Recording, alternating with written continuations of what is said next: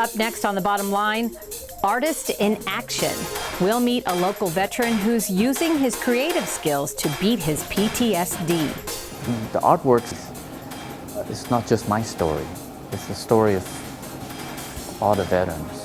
Riding out of Lincoln Park, Maryland. A local champ gives us a blow-by-blow of his rise to fame. You talk about my boxing career. I talk about my ups and downs of my boxing career and how to stay focused once you reach your goals. So a lot of people reach their goals and they get comfortable. And some young Montgomery County students get a blue ribbon for their unique competition. Welcome to New Jersey. New Jersey's nickname is the Garden State because in 1876 there was a large amount of food grown during that time.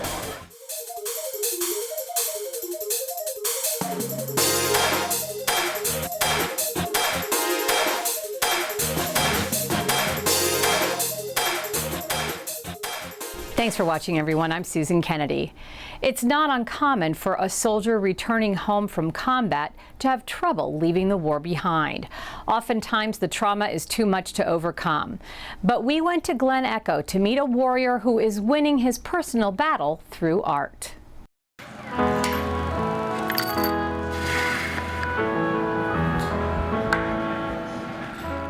A piece of glass catches the light perfectly and comes to life with color.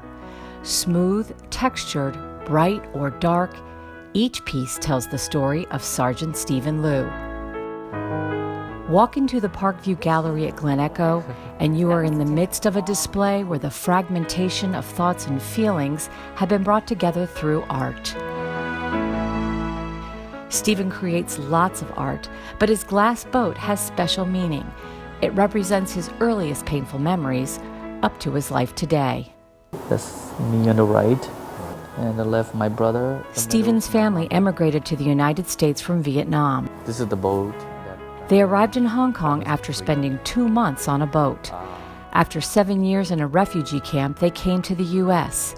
I make this piece to honor our medics. 39-year-old Stephen Liu is a retired medic. During his 3 deployments, he had to prepare 822 bodies to be transported back to their respective countries. You start seeing young people,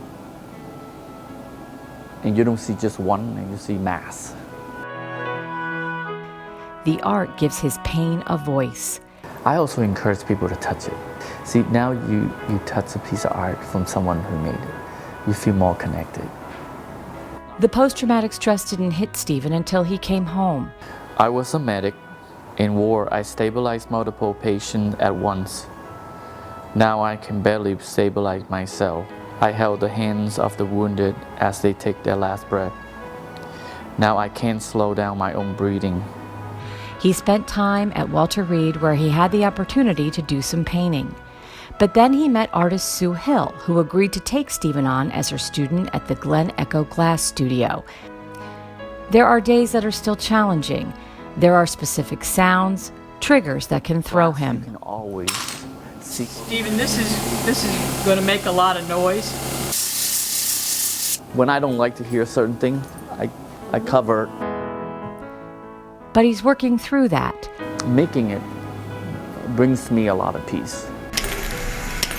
Today, he is able to cut the glass he uses in his creations. He's not nearly as jumpy. Last week, one of the other girls came in and turned on one of the saws, which would normally send him almost through the ceiling. He didn't even flinch. Art has a way of healing. People can say things they don't have any words for. When others see Stephen's work, there's quiet acknowledgement. He has sold several of his pieces during the gallery show, and he's donating the proceeds so veterans like Jonathan can experience what he has. Wow! That's amazing! The ability to find meaning and value through creativity. The artwork is not just my story.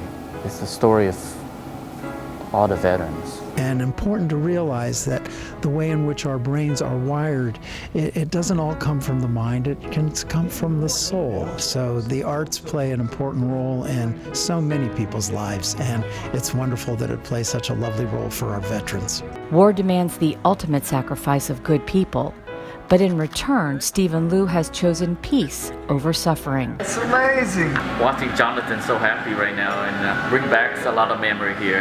Wow, that's just awesome. I'm very happy for him.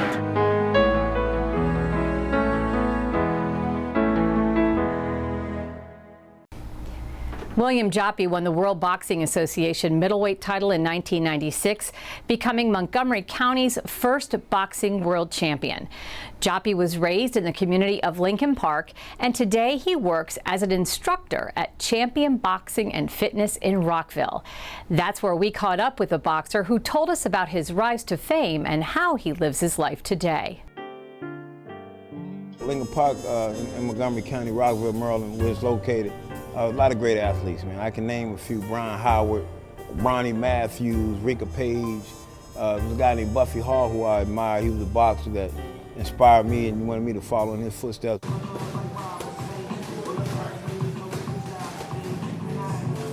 As a kid coming up, I didn't have the dedication and the maturity to box. I mean, to be dedicated, you gotta be 110% into boxing. It took till I was 20 years old to say I want to do this. And just like I said, looking at all the other athletes from Lincoln Park, the ones I just named, they really inspired me, and they went on and did great things. I owe a lot of my success to them. My first amateur fight was March 16th, 1991. A year later, I fought in the Olympic trials. And I'm fighting with the great guys like Oscar De La Hoya and Chris Bird and all those guys. And I said, I'm rubbing shoulders with these guys. After a year, I'm gonna turn pro, and I must be pretty good. I dedicated myself to boxing from that point on. Like I said, my first amateur fight was March 16, 1991, and my first professional fight was February '93. I signed with Don King at late '94, and we went from there. I was world champion, became world champion June '96. And he's just chasing Sharifi all around the ring and pummeling him. And other champions always complain about this and that. Just fight, unify. You know what I'm saying? I've been a champion for 4 years, but now Hopkins been a champion since '95. I got a son that's in college now, and he's concentrating on that at school right now, but he has a chance to be a world champion one day. But as far as me passing on, I'll pass it on to anybody, and I would love to pass on to helping others, not just in boxing, but just in everyday life. I like to talk about my boxing career. I like to talk about my ups and downs of my boxing career, and how to stay focused once you reach your goal. So a lot of people reach their goals and they get comfortable. And once you get comfortable, you start your decline. And I always say comfort is the enemy to success. So you gotta stay humble and stay hungry, and you can take it to levels where you never thought you would make it. I started teaching boxing classes in '09 in Virginia. I teach a good boxing class for hour-long cardio. And my passion is just, I love to see people stay in shape. I've seen people where they were really sick, had diabetes, high blood pressure, cholesterol, and once I was finished with them, all that was gone. So that gives me the passion to keep going. As the year comes to a close for Montgomery County students, many schools set aside days for special presentations and events. Recently, at Christ Episcopal School in Rockville, students put on a state fair. But as our videographer Mike Springer found out, the main attraction wasn't animals or rides. It was the students who made this event unique. What is your favorite state? My name is Ann Freeman, and I teach 4th grade California at Christ Episcopal School. Right, today we are presenting our 4th grade state fair at Christ Episcopal School. The 4th grade spends the year studying the state of Maryland, and then in the 4th quarter of the year, they are invited to select a state that's of interest to them. And I begin the project by having them do a brief essay on why they chose their state. And then the next little grab that I do is I invite them to do artwork, postage stamp. The drawing part, then the postage stamp is because we are fourth graders and we still like our crayons, we like our colored pencils. And today what's going on is they are presenting with display boards. They have put together a pitch that encourages outsiders to come to their state. Welcome to New Jersey. New Jersey's nickname is the Garden State because in 1876 there was a large amount of food grown during that time. So it's a persuasive presentation. Good morning. Welcome to North Carolina, also known as the Tar Heel State. Interesting fact, do you know NBA legend Michael Jordan went to UNC and their mascot was the Tar Heel? To sell you using information and their personality. Yeah, a state tree, spruce. So we're practicing presentation skills and interpreting the graphics that they have on their displays. We did a run-through in the classroom of all the presentations and we gave feedback. We've talked about how nerve-wracking this is going to be, that we're going to be in public, people are going to come, our parents are going to be here. The first couple of run-throughs, you're probably going to be glued to your card. Then Arizona's the place for you. Do you like snowy areas? Then Arizona's the place for you. Do you like boating and water skiing? Then Arizona's the place for you. On this side, we have our state bird, the Eastern goldfinch. She's learned so much about the state, about how to present, and they're confident, they're well prepared. They learn about the differences in different states and why certain areas have bigger population growth than others. We also grow these Jersey tomatoes and Jersey corn.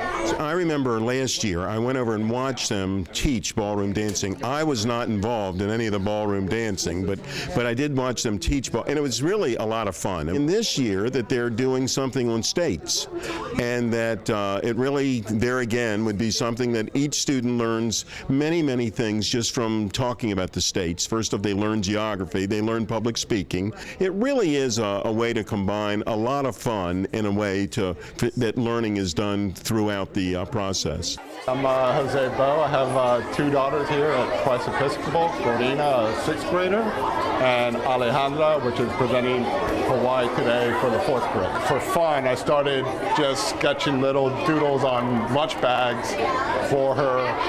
And as the course of the years go by, I turned it into an educational format to help the teachers and my kids to learn, make it fun. It helps them if I know what they're being taught at school, because it gives me a format.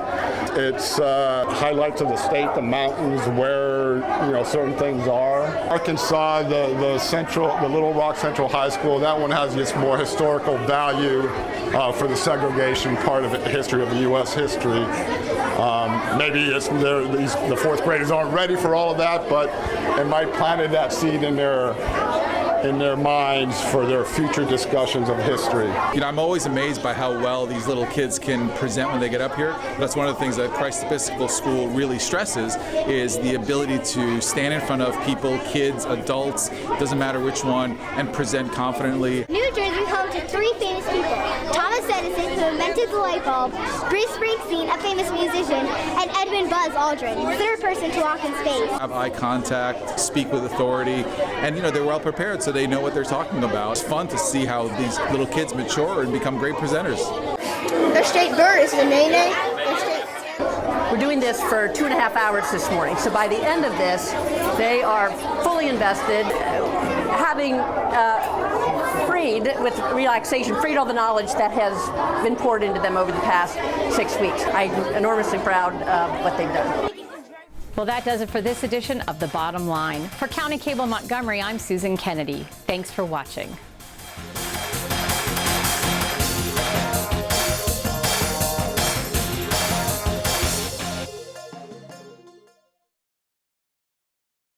Did you know mosquitoes can be carriers of Zika virus? The virus is especially dangerous to pregnant women.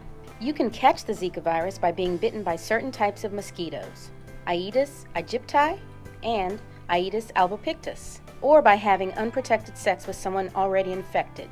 The most common mosquito in our region is the Culex mosquito, which is not currently known to carry Zika. Get rid of mosquito breeding spots by reducing sources of standing water, like empty buckets, bottle caps, trash can lids, tires, etc. Wear long sleeves and pants and use mosquito repellent. Avoid travel in Zika-prone areas, especially during pregnancy. For more information, visit montgomerycountymd.gov/mosquito or call 311.